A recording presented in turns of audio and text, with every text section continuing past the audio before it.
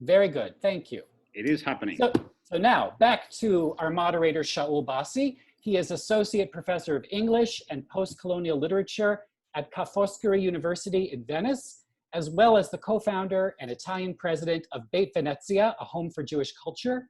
He has written many, many articles and books, including Shakespeare's Italy and Italy Shakespeare, Place, Race, Politics. He established the International Literary Festival Incroci di Civiltà several years ago, and he coordinated the committee for the 500th anniversary of the Venice Ghetto. He was born and bred in Venice, a city like New York that's surrounded by water and surrounded by lovers from around the world. I can't think of a better person to bring together this multidisciplinary group of speakers. Thank you, Shaul, for your partnership, and you can take it from here. Thank you very much.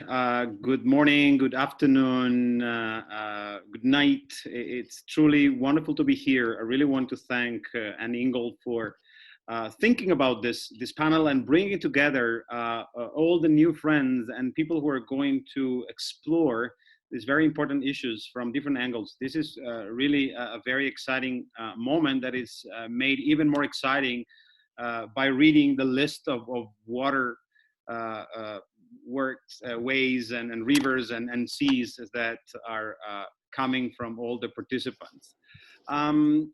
As a Venetian, I've really lived through some very sort of intense moments in the last few months. Suffice it to say that back in November 2019, we experienced the highest Acqua Alta, the highest flooding in half a century, and we're going to hear more about this shortly. We then, of course, were among the first cities and first countries to enter lockdown, and even had sort of a very alarming incident at a chemical plant in the near town of Marghera. So we've kind of been an encyclopedia of environmental disasters all in a few months. And of course, the trope of death in Venice is a very old and distinguished one. So this is a place where it makes a lot of sense to think about death, but also to think about survival, to think about how to face all the different situations that we're currently experiencing, but also may be ahead of us. I just want to say, to end this introduction, that there is a recent book that I would like to recommend, and if you don't mind, I'll quickly share my screen now. It's a book that by one of the leading Italian cultural historians, Salvatore Settis, and you tell me if you can see that now. Can you see the page with Salvatore Settis? Yes, all right. So Salvatore Settis has a book that in English is called If Venice Died. So it's a very appropriate title for today. He says, because if Venice dies, it won't be the only thing that dies. The very idea of the city as an open space where diversity and social life can unfold, the supreme creation of our civilization as a commitment and promise of democracy will also die with it. And I will say that, this certainly resonates with New York. And the reason why Venice is presented as a paradigmatic city is that, as he points out, all around the world, cities are becoming a lot like each other. And he calls it like a dull global city engulfing the planet. And versus this dull global city, Venice is a thinking machine. A historical city is a thinking machine. And I want to offer this as an idea and a concept for our conversation. It enables us to think about something other than ourselves, and thus helps us learn about ourselves in the process. Now, I think that whether Venice will actually die, or if Venice will find a way, as it has done many times in the past after plagues and disaster, to survive, I have only one certainty, and that is that art is going to play a very important role in it. And so I'm very happy that today we are combining the points of view of scientists and the points of view of artists. And so I'm really happy to introduce the other panelists.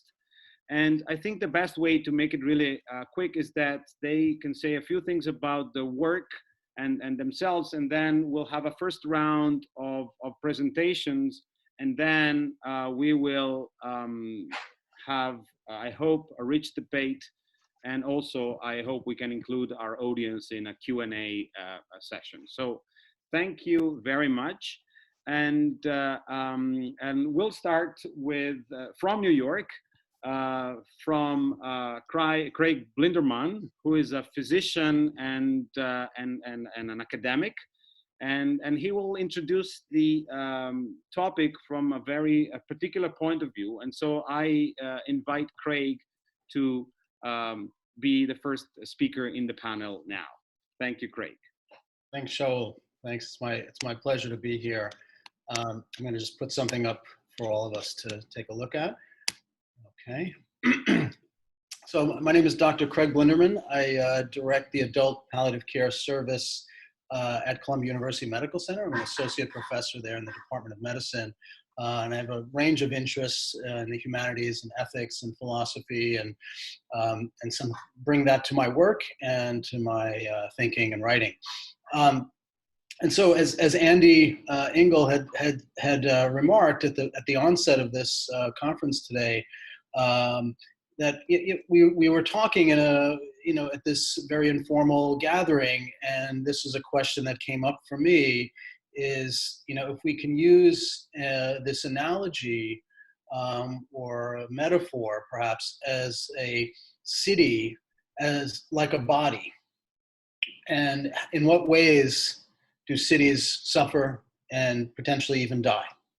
And if we take the notion of climate change seriously, to what extent can we imagine similarly our world entering a phase where it becomes uninhabitable and could be thought of as dying, at least relative to a human perspective, or the human interaction with the world is somehow coming to an end. So it's a very morbid thought, but I actually look at this in akin to how we take care of patients who are dying. And in fact, all of us will die. And this is a part of the spirit of reimagine, is how do we reimagine? How do we rethink the ways in which we've formally and habitually looked at life, dying, death, and maybe think about a new framework, a new lens, a new perspective that might give a more richness to our experience of living and dying, and maybe help alleviate some of the challenges that we in society face when approaching this. So I'm going to start with, sort of looking at this from my perspective and then sort of broadening out. I'm not an artist. I'm glad that we have artists here that can comment on the role that this plays.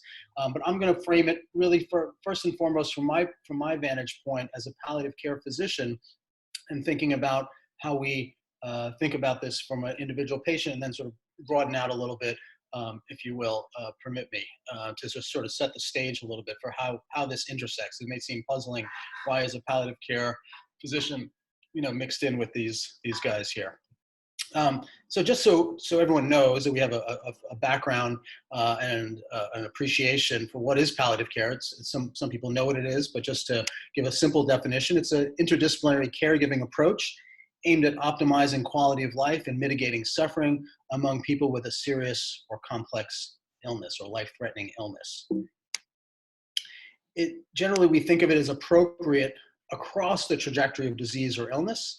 As you can see, it might start at the moment of diagnosis or a serious injury, and then continue on over time. And as patients approach the very end of their life, they may be transitioned to a hospice care program, and that would also be sort of under the umbrella of palliative care. But palliative care is not limited to that last phase of one's life, namely when they're in their dying last weeks or months, but actually across the spectrum of the illness experience to help with improving quality of life and reducing or alleviating suffering. When I was in India last year, I was invited to to give a plenary talk at a conference in Cochin. And I was struck by this gray ball that you see that precedes the graph of illness and diagnosis. And I was really thinking about the social, economic, and political forces that lead to disparities in health, illness, and poor quality of life. And we see it in many countries across the world. Certainly, we see it now in the United States with the COVID pandemic, revealing some of the real deep structural problems and vulnerabilities of our system and the disparities that exist.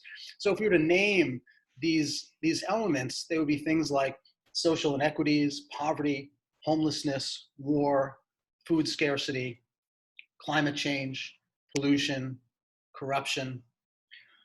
And so if you take this wider lens, where you're not just simply looking at an individual patient, but maybe taking a public health minded approach and saying, well, how do we palliate all of these issues? Because some of them are intractable problems that don't have an easy solution or cure, and may persist over time in different forms, in different ways. And while we may be chipping away at some of the root causes of it, we may not be able to eradicate it the way you might eradicate a bad pneumonia with an antibiotic.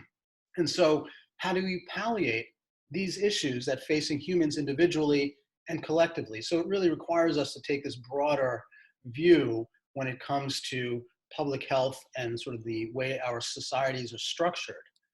If we permit this to go a little bit further, seeing the city as a body, or taking this public health minded view and adopting it to our world or our living environment in a city, we can ask similar questions.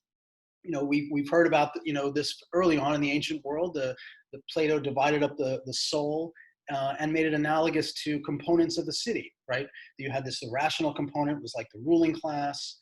The spirit was like the soldiers, the guardians of the city, and the appetitive or the animalistic instincts that we have is like akin to the workers of the city.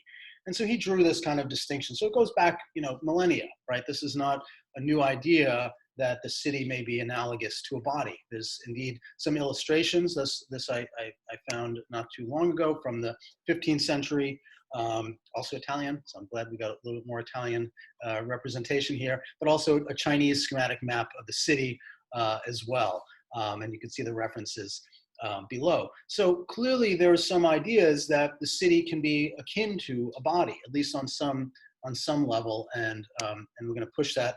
This is just a visual depiction. You can see there is you can see the subway system of Manhattan almost like legs and arms or tentacles. There's some kind of like a living being that's circulating, or you can see it as a circulatory pattern, like the arteries and veins of our body, the sinews of our muscles. But in any case, there seems to be in our mind, and we anthropomorphize things often, and it may make us appreciate and understand the spaces that we inhabit. This is again another depiction of the city as a body and bodies as a city.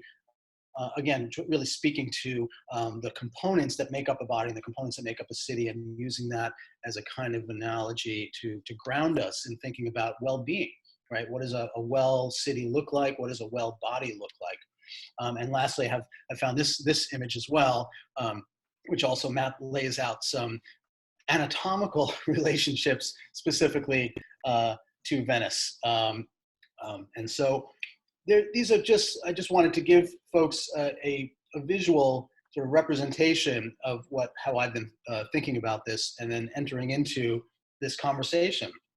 So if we take this notion seriously of the city as a living being or as a body, you can imagine clearly things like the flow of traffic, persons, and commerce could be seen as a kind of blood and lymph systems, as we saw in the subway diagram. Citizens could be seen as cells or individual components of this body. There's growth that happens over time. Cities grow. They change in size and scope, depth, height, etc., similar to our own biological development over time. There's a history. Our bodies contain a history. We have scars. We have injuries, we have past experiences and memories. And similarly, cities bear that as well, bombings from World War II or other atrocities or other challenges and things that have happened that have led to a shared history. There's interconnected spaces and functions of a city, which may be like our organs that have specific and unique functions, or the interstitial space between our tissues that make up our bodies that may also be akin to areas of space in a city. And we're vulnerable. I think we can both recognize the vulnerability that both human bodies have in the world, as well as more and more climate change disasters and other kinds of emergencies or crises that may befall a city, whether it be war or migrant movements of populations and so on. And this is just another visual after Hurricane Sandy. You can see this is a picture of Manhattan. Lower Manhattan is kind of blacked out because of the intense flooding and destruction that happened after Hurricane Sandy, leaving essentially the city darkened, which is the city that never sleeps, seemingly had some days of darkness. And so similar to how I think about human beings and my patients when they're facing an existential threat, namely their own mortality, right? They're diagnosed with a serious or life-threatening illness like a cancer diagnosis, or recently in the setting of a really serious COVID-19 infection, which is likely to take their life. And how do we, as human beings, adapt and shift to this existential threat that becomes no longer something that's far off in the future that we can somehow ignore, but actually becomes like right in our face. As one of my colleagues says, you know, given the diagnosis of a terminal illness is like an existential slap in the face, right? So we all know I was just reviewing this with our fellows this morning. I was forgetting the term, but there's this notion of middle knowledge where we all know that we have a sense of our mortality, and yet we're also contributing to the world and making plans and so on. So we live in this middle space that we have. But when we are faced with a serious existential threat, it really blows up, and then we have to pivot and think about how do we live our life and how do we think about things. And maybe we should be doing this more earlier in our lives. And this is part of what I think Reimagine helps us to reconsider the ways in which thinking about our mortality, thinking about death and dying may actually allow us to live in more humane, compassionate, and interconnected ways. At least for me, that's been how I've seen things. So we often ask this question, what matters most, right? When facing with a terminal illness where time is limited, you would have to ask this question, what matters most? So if a city is under existential threat, what matters most? What do we care most about living in a city? I live in New York. Some of you are in Venice and other places around the world. So what matters? What do we care about? Maintaining connections. This is something that's obviously come up in this current pandemic, and how do we connect in ways when we can't physically be together? Reducing unnecessary destruction, right? So it breaks our heart when we see monuments that you know, from, let's say, the Taliban had destroyed these ancient Buddhist, you know, sculptures and cities, and it broke our hearts. Not because, you know, we had any deep connection with that particular monument, but it's a cultural significance of our human longing for understanding the universe and for expression, and it embodied in this physical way. So reducing unnecessary destruction, especially of sites of great cultural heritage and meaning in our lives. Preserving legacies, honoring the cultural and artistic institutions. You know, when the Met Opera decided rightfully to stop performing as cases were increasing, it broke my heart. And I think a lot of New Yorkers felt like that was the point where we really did move into a new phase in this world, where you can't go to a cultural institution like the Met, for example, and sit together. And so we recognize how much we value something when it's taken away from us. You know, you don't know what you have until it's gone adage seemingly would be appropriate here to think about the things about cities when they're not accessed. And then there are the practical concerns for the inhabitants of a dying or threatened city. So for me, as a healthcare provider and someone who's interested in the public health, I have to ask these kinds of questions. How do we alleviate suffering? when individuals in a city is suffering something like Hurricane Sandy or another kind of insult from a climate change or other disaster? How do we make sure that we provide care and help and support to the most vulnerable so that they still have access to housing, food, water, and safety in the midst of a situation where those who may have means may be able to leave the city and go to their homes elsewhere or go to some other place and as it were, and not be as affected. And so we have to turn our attention to those who don't have that's not possible to do so. Can we think about new or virtual spaces for connecting when we're threatened in this way? How do we make meaning of our experiences? Normally it's through art, nature, love, stories, our religious or spiritual practices, family, relations. These are all the things that come up when I talk to patients. This is what they tell me is most important to them and what gives their life their meaning, helps them to cope, helps them to live fully. And how do we focus on the quality of life and not at this point on economic prosperity?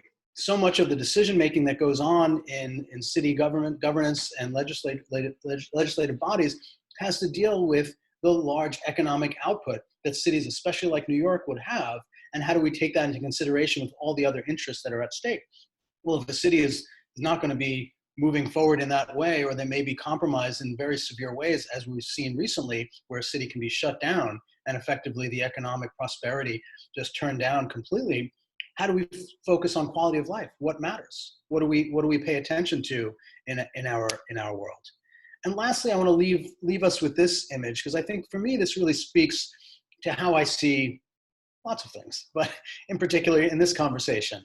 And those of you who are maybe familiar with this Tibetan Buddhist practice of the sand mandalas, where Buddhist monks will spend hours, days, sometimes weeks, putting together these intricately designed mandalas, these creative pieces of great detail and great artistic beauty, and also of spiritual significance as part of their meditative practice to kind of enter into this world as a mandala. And then at a certain point, it's brushed away, it's destroyed, it's temporary, it's impermanent. And so the nature of impermanence, the nature of the uncertainty and the future loss that this beautiful creation will have is for all of us. And it's a way that we can maybe apply this kind of knowledge, this kind of wisdom together. How do we face impermanence together? And I would add, with compassion. And so if we take this notion into a city that is vulnerable or at stake of an existential threat, I would like to leave us with this notion of facing impermanence together and being compassionate to each other, and how we can still nonetheless live well despite the losses that we may be seeing. So I'm going to stop there and turn it back to Shaul. Thank you very much, Craig. This was a wonderful start, very rich. And now we quickly move to a different city and a different perspective. Caroline Smith is a scholar of architecture and urban design, and she's a research collaborator of a very important organization called We're Here Venice. And so she will talk about the body of Venice, the body of the city. And maybe later I will add a few things about how Venice is represented as specifically a female body. But now let me turn the floor to Caroline. Thank you. Hi.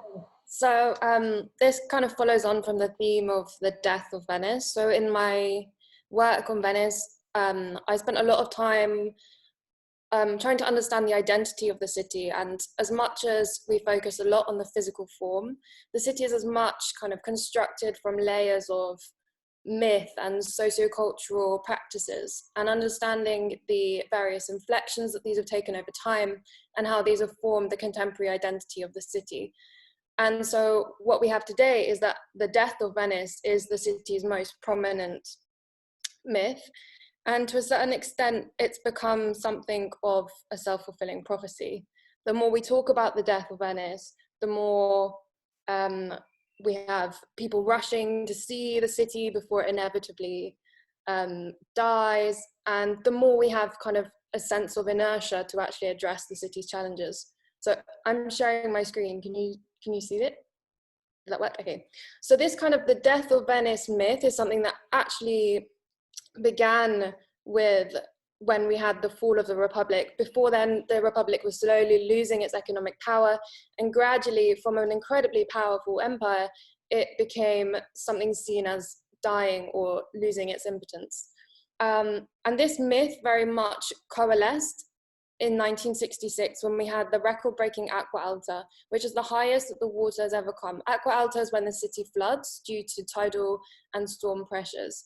So at this, the water reached nearly 2 meters above mean tide level.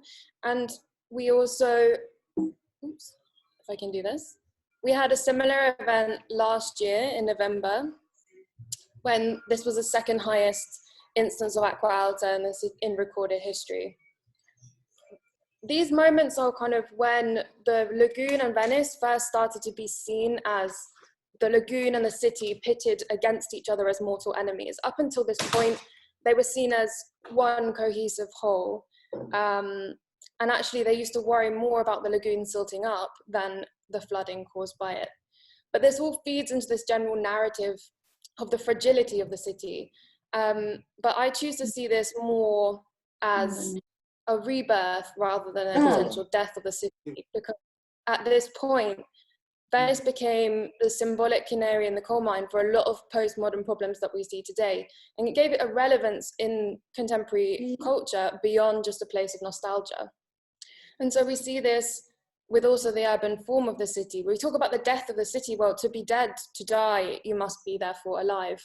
And so when we compare the form of the city, it's a city built completely at a human scale. It's almost unique around the world in its density and in the way that it's been constructed.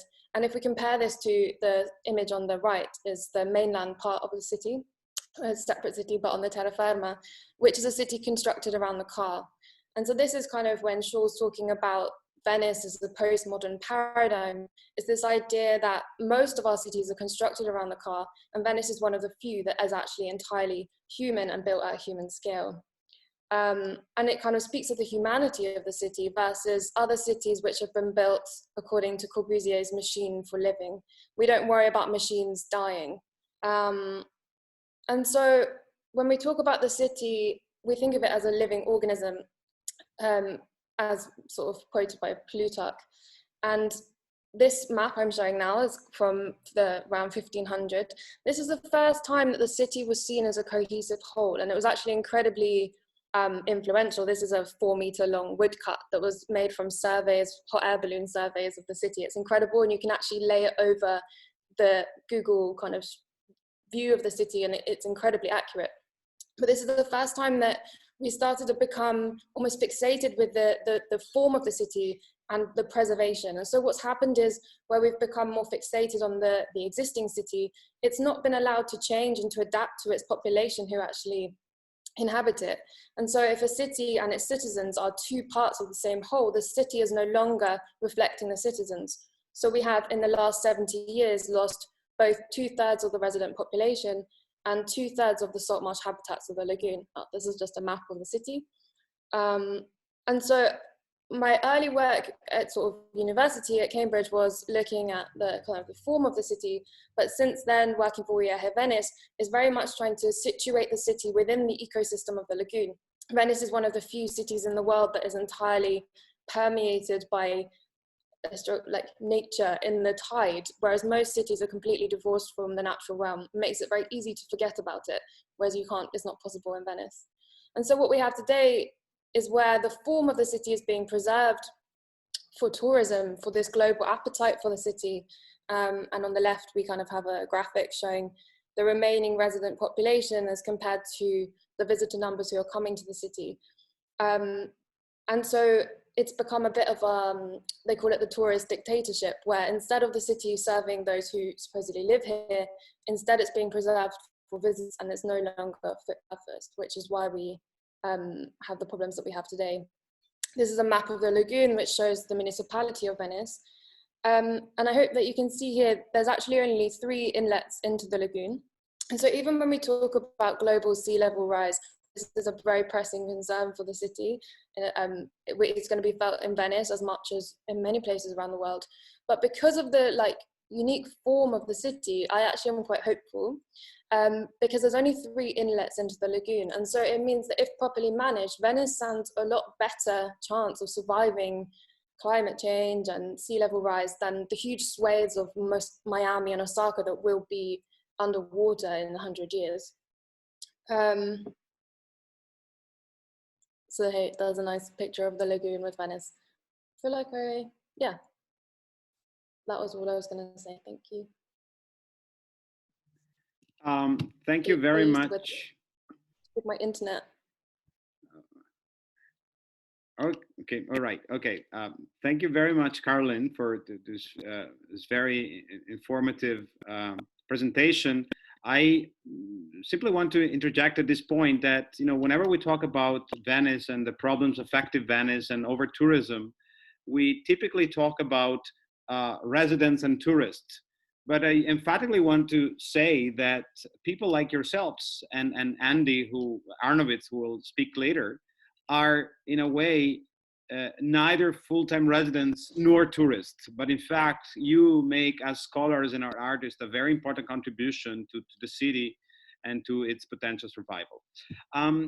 Now I would like to invite our next speaker, and so that we start hearing the artist perspective. And so I'm very happy to invite Clarinda McClough, who will be speaking from New York, from the artist perspective, and how art and water, sort of speak to each other. Clarinda, thank you for being with us. Unmute. Hi everybody.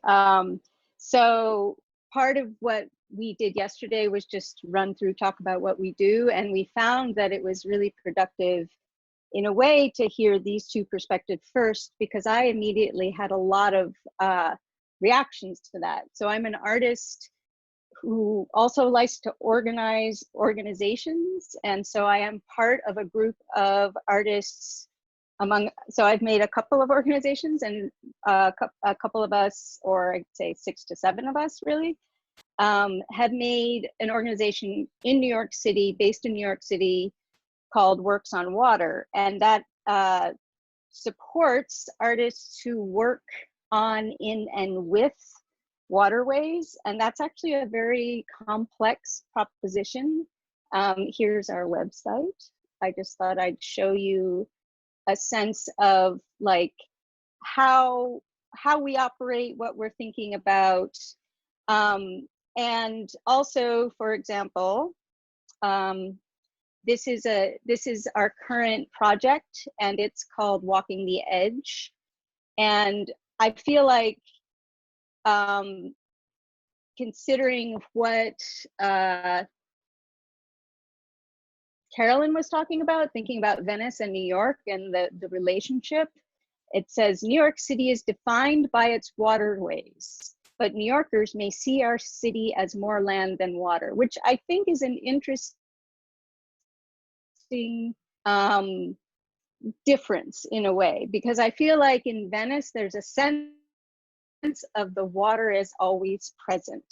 And I think there's many things that we share, Venice and New York. And also, I was saying yesterday, I have a background. I also do medical writing because you got to do something. And so I have worked in palliative care because I fell into it through my work in HIV, and then I started working in pain management. And so it was really interesting to hear Craig talk about the idea. I often think of the city as a body, but thinking about palliating, the idea of addressing the problems of a city through thinking about how we palliate, how we care for our body, the city, our body. And I think this focus on thinking about death, because cities keep dying. I grew up in a dying city, New York, in the 1970s, and then somehow it came alive again. And now everybody's thinking, oh, it may die again. So we are always dying and being reborn. And I I also created a piece called Salvage Salvation, where I thought that our relationship to climate is very much related to our fear of death. So why are we so afraid of death and decay, of the fact that things must go through a cycle, like the corporate capitalism and the way we approach consumption has a direct effect and is directly related to how we think about death and dying, and also think about palliative care, because if you don't want to think about people dying, you don't want to think about how to help them die well.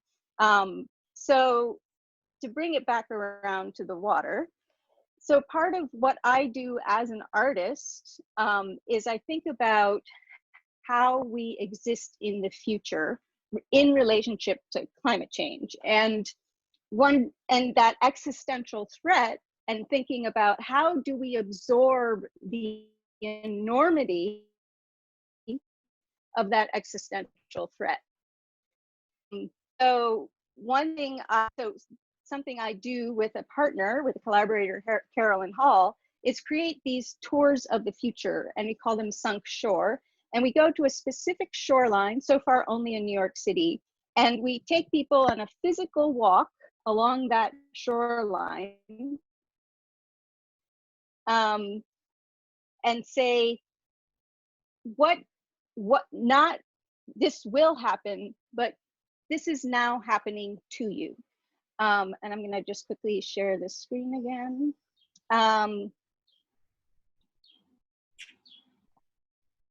And I was thinking also about the idea of art making meaning, but art is also a form of research and problem solving.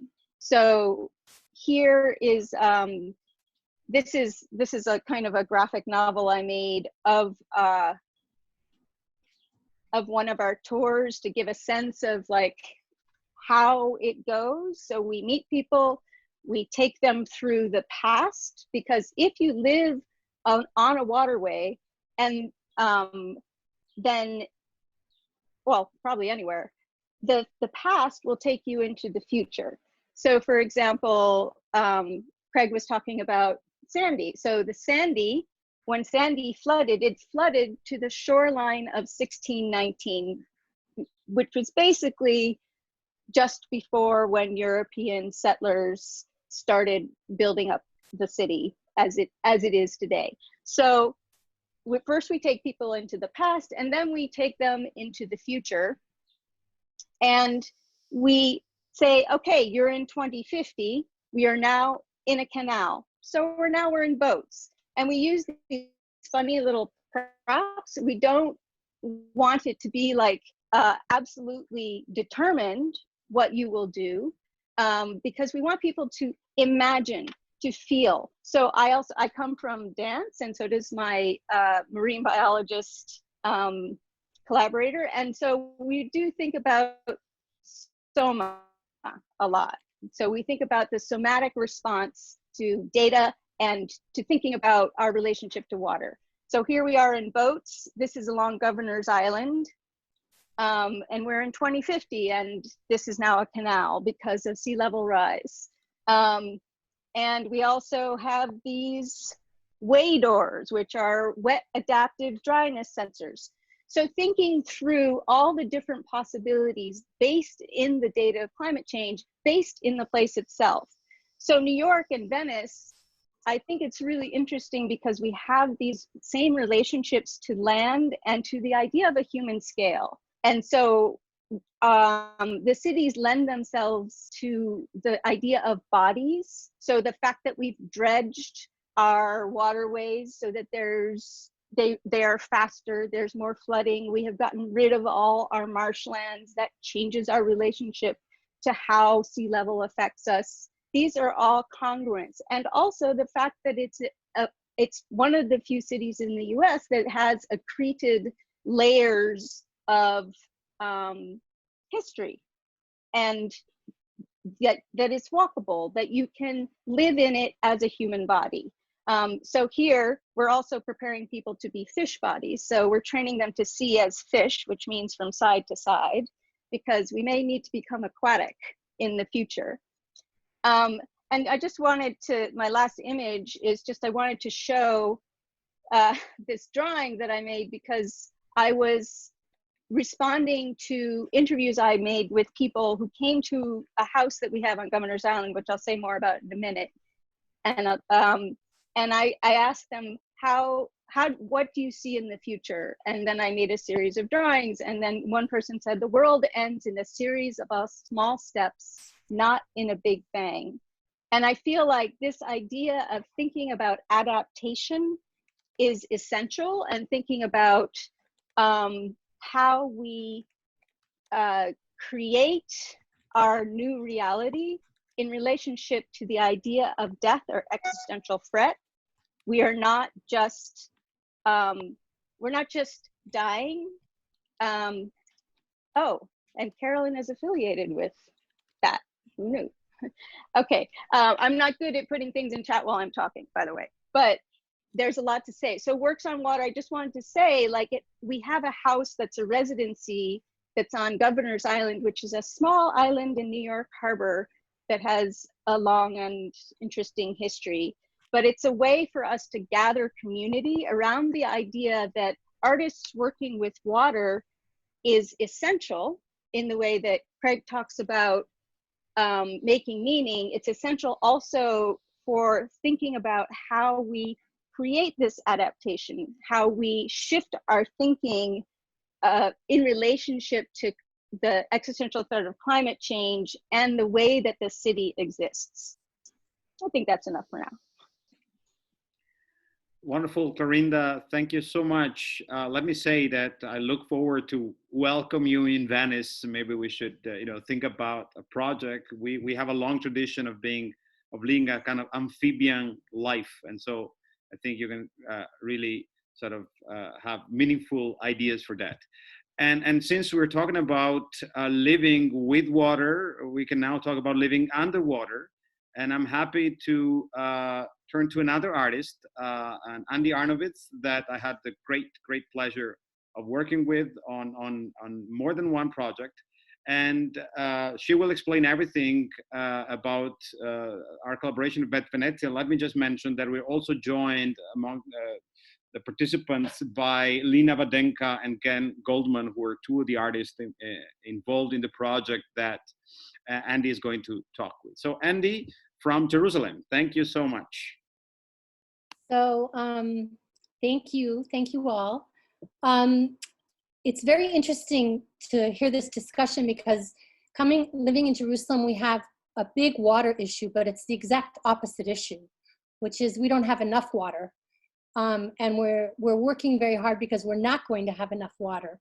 So water is a fundamental theme, but our way we deal with it here is slightly different. So I guess in 2018, Shaul came to me and said, Bet Venezia wants to do something about examining climate change through a Jewish lens. And he came up with this great idea based on a joke, actually, of what Judaism has to contribute to the conversation of climate change and how we could look at climate change through a uniquely Jewish lens. And you actually don't have to go very far before you realize that Judaism has all kinds of things to say.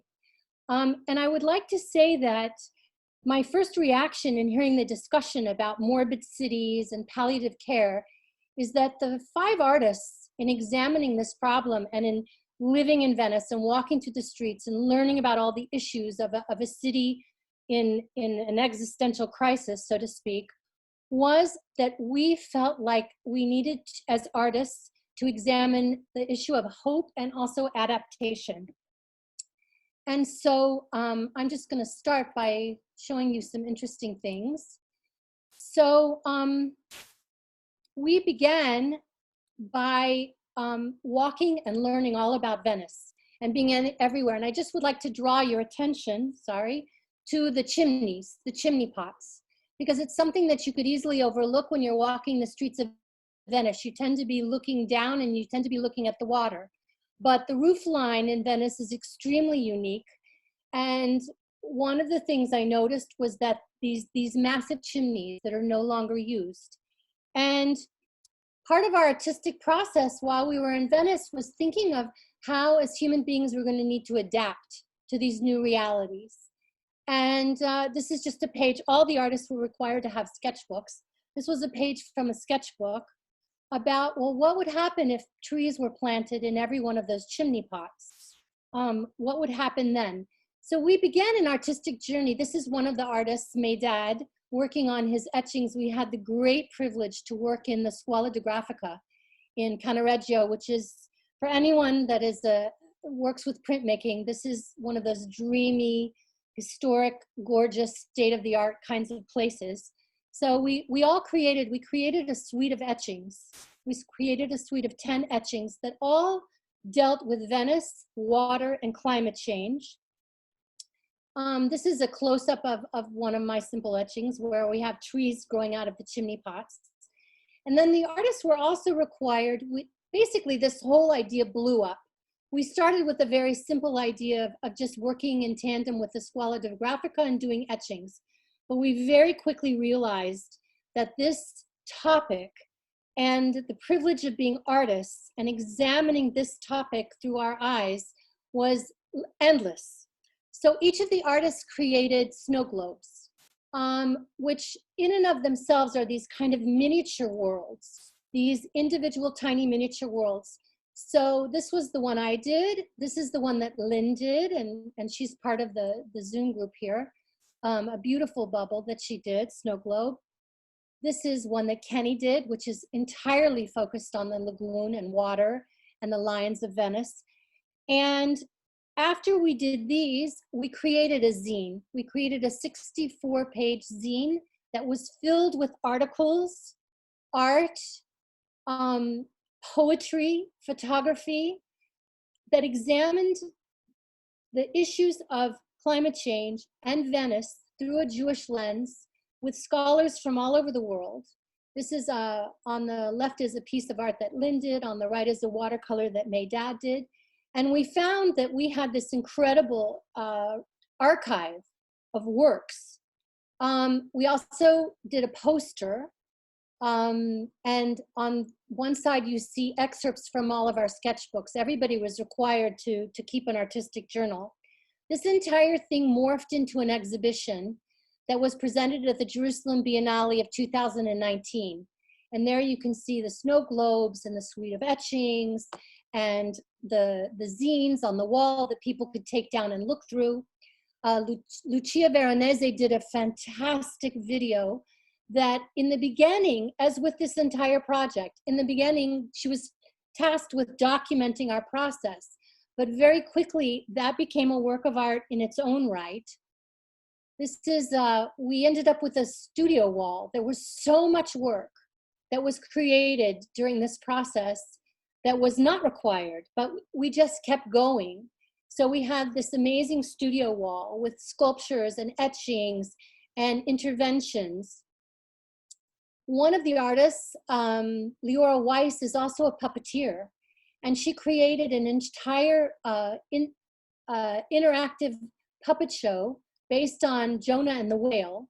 And afterwards, there was a workshop for children. And all of these things dealt with climate change, dealt with water, dealt with Venice.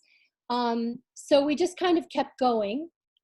And I really would just sort of like to leave this presentation with one last piece of art, because I think that rather than thinking, this is just me personally speaking, rather than thinking of palliating the death of a city, I would like to suggest that as artists and through art, we can heal a city.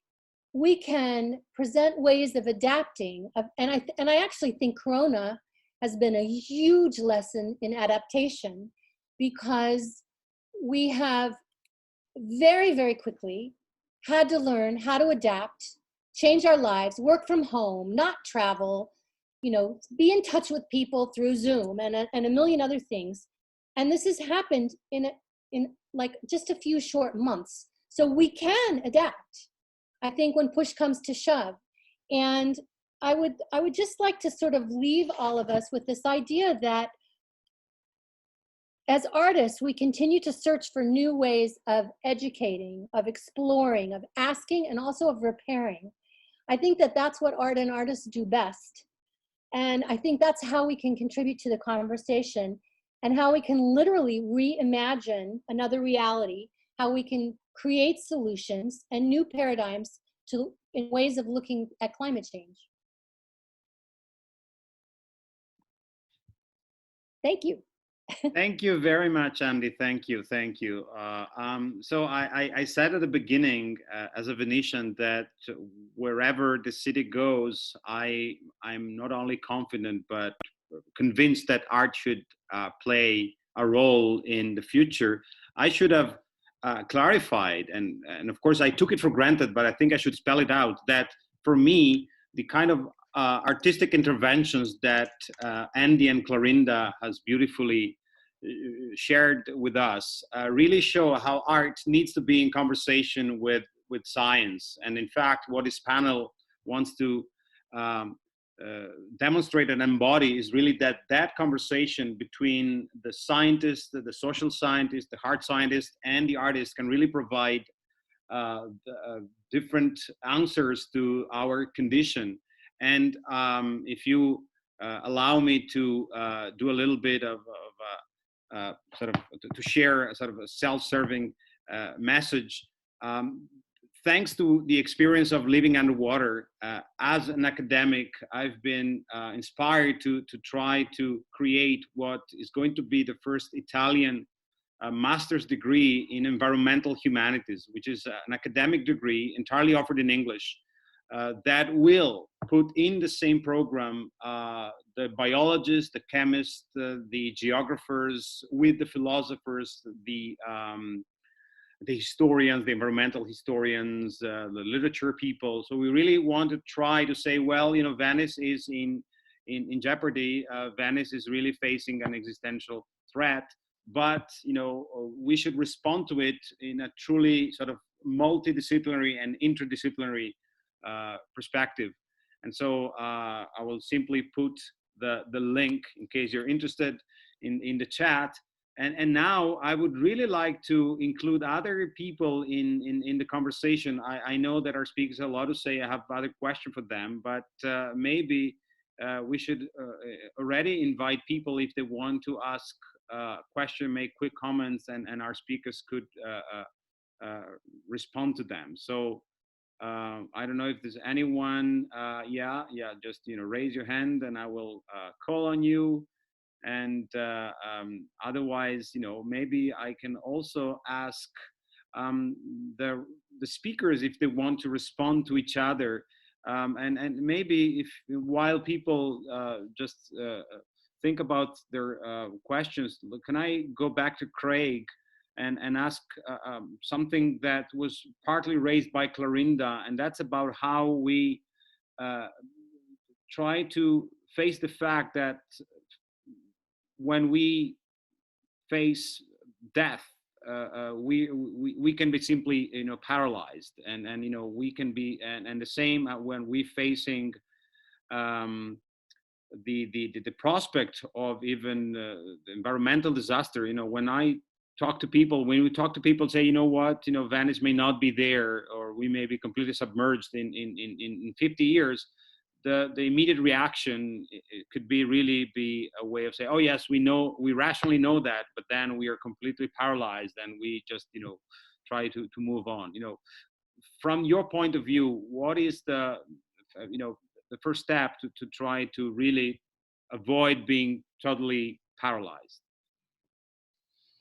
Right. So that speaks to maybe how we cope, some of the coping strategies that we employ in our lives, and some coping strategies are better than others.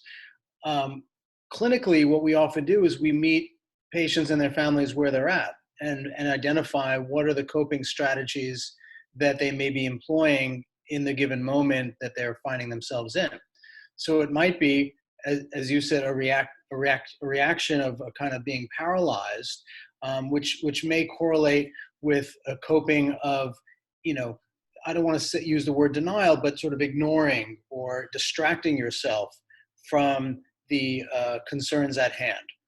And that's certainly one of many coping strategies that can be offered or that can be used when you're facing a serious illness or facing a real challenge in one's life. And so I think what we tend to do, or what I like to think about, is how do we increase the imagination of individuals to use other coping strategies, to find other ways that maybe are either unfamiliar or maybe have had some exposure to, but haven't really dove into it.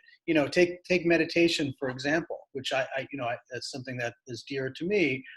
For many people, that's not something that they've used as an anchor in their life when they're going through difficult circumstances. So I might offer an opportunity to do that, or a sublimation, right? Where you find you're particularly angry about something, and you have many options what you can do with that anger. You can do something that's potentially harmful, or you can use that energy and channel it in a different way. Maybe go for a run, or take a boxing class, or something where that energy can be utilized in a way maybe that's more positive and healthier for your body, or healthier for your community. So one way is just really meeting people where they're at, and knowing that everyone's experience with facing an existential threat is not going to be uniform.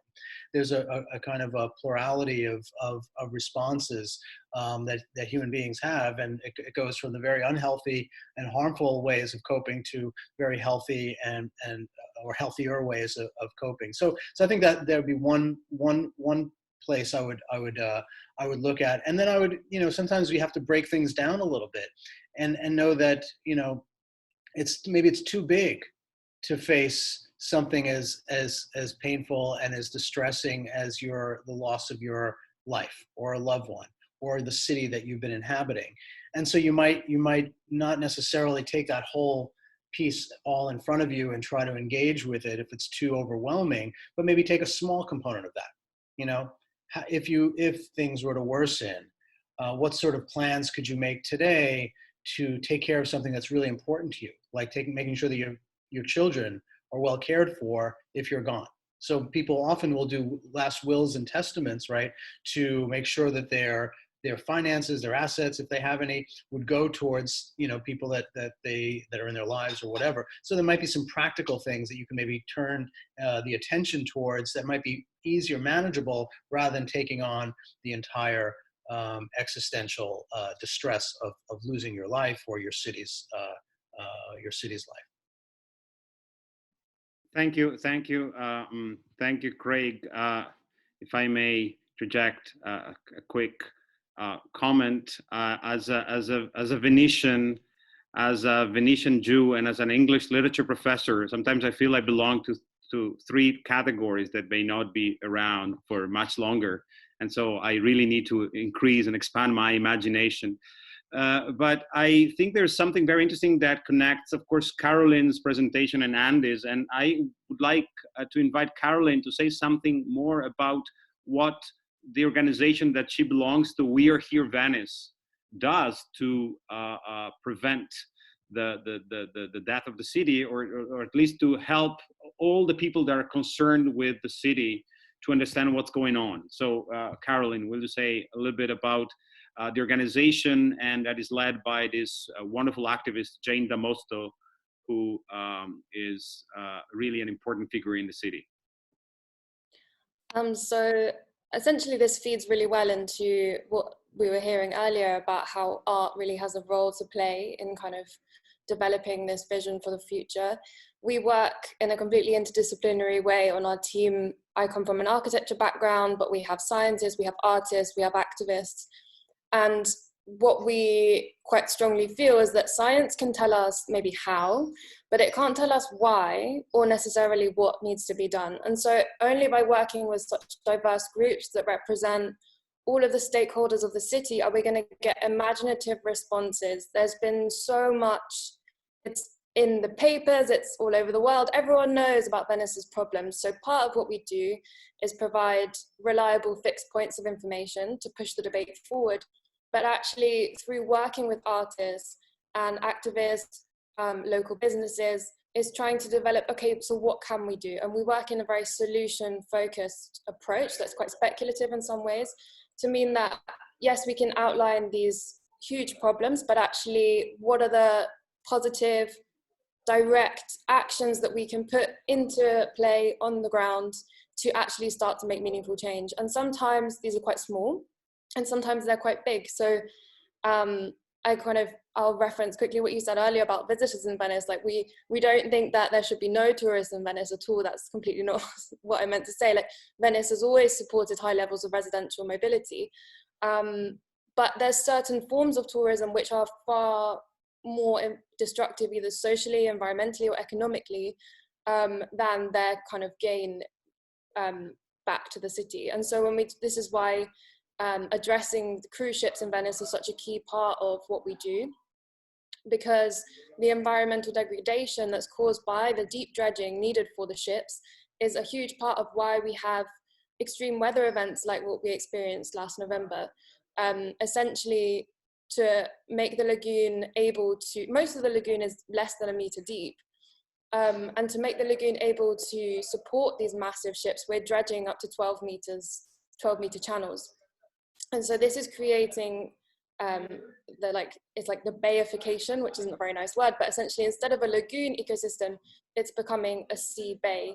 And so part of what we're doing is trying to help to restore the salt marsh habitats within the lagoon, which will make not only habitats for birds and the other life that used to live here, but also make the city more resilient against weather. Sorry, is this really, can you hear all the noise from outside?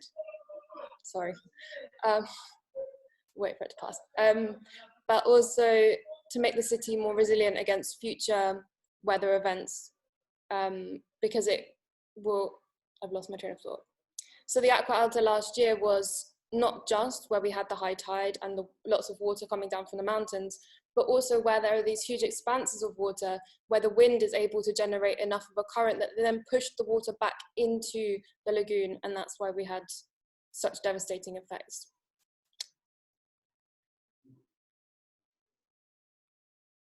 Thank you, Caroline. We have a few minutes left, and I would like to use them to ask both Clarinda and Andy to tell us a little bit about their current projects and perhaps developments of living underwater. Clarinda, would you please? Sorry, unmute. So yeah, so the work with what works on water is a kind of quite wide ranging. And so 2020 was to have been our second triennial, which is to say our first triennial, because we had our first triennial in 2017, and that's only an exhibition until you have the second one.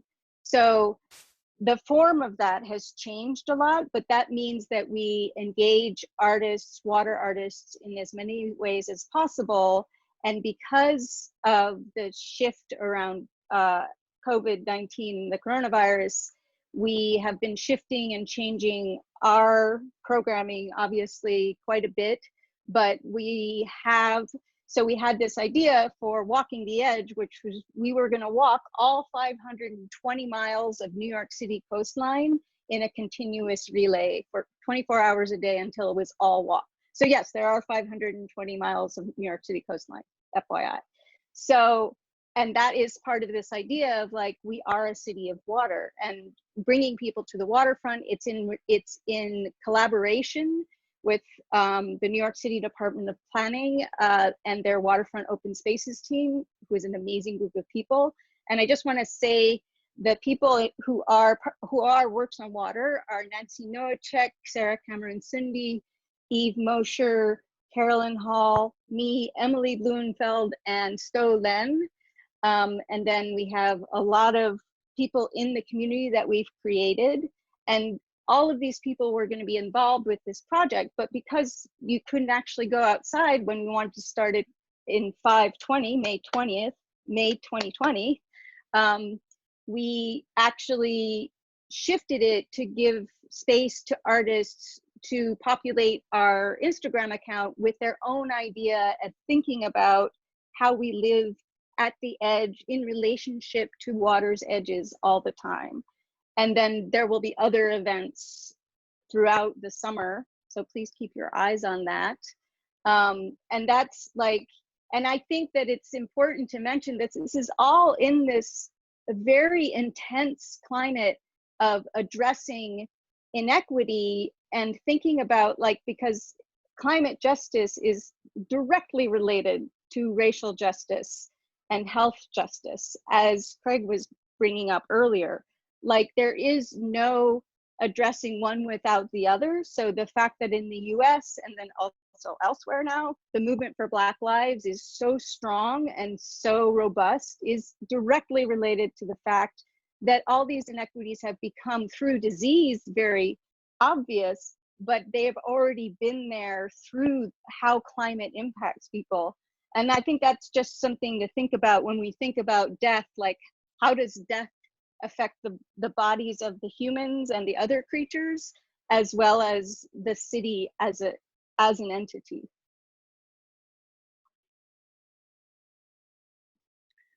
Thank you very much, Clarinda. And now I'll ask Andy the same. I just want to mention that we're also joined by members of the Scuola Internazionale di Grafica, where the Living Underwater project took place. So hi, Deirdre.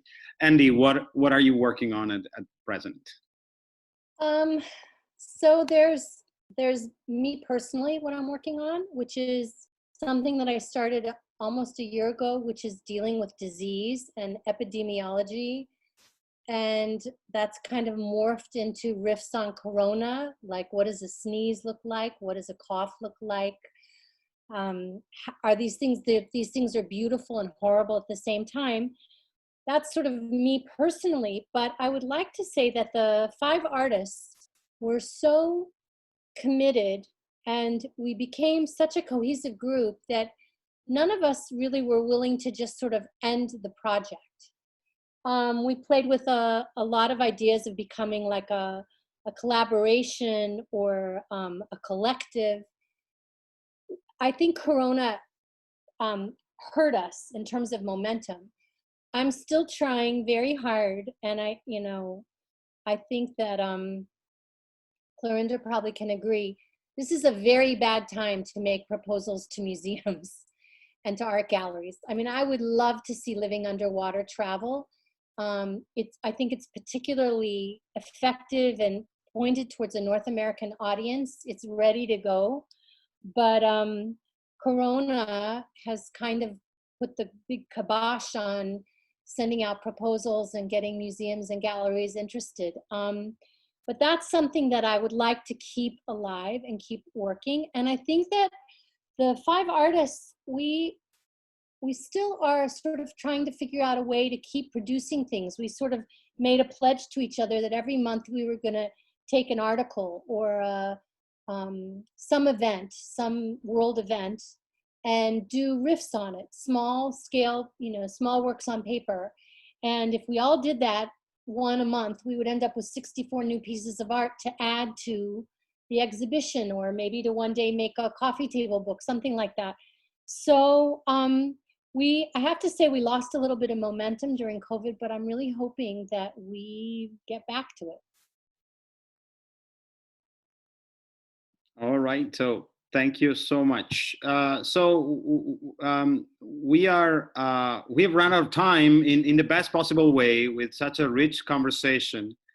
I just want to mention that if you're interested in learning more about Venice art and climate change, our university is offering a series of online conversations and I put the link on the chat earlier, called Environmental Humanities, A View from Venice, where different scientists, artists, scholars will talk to each other. And that will also include 2 filmmakers that are with us today, Ted Harding and Elizabeth Kaufman, who have been doing a lot of work. Also, we are here, Venice, and they're been working on a project called Venice is Thinking.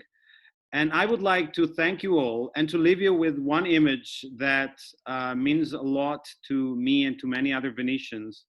And if you allow me to do that very quickly, this is, can you see that?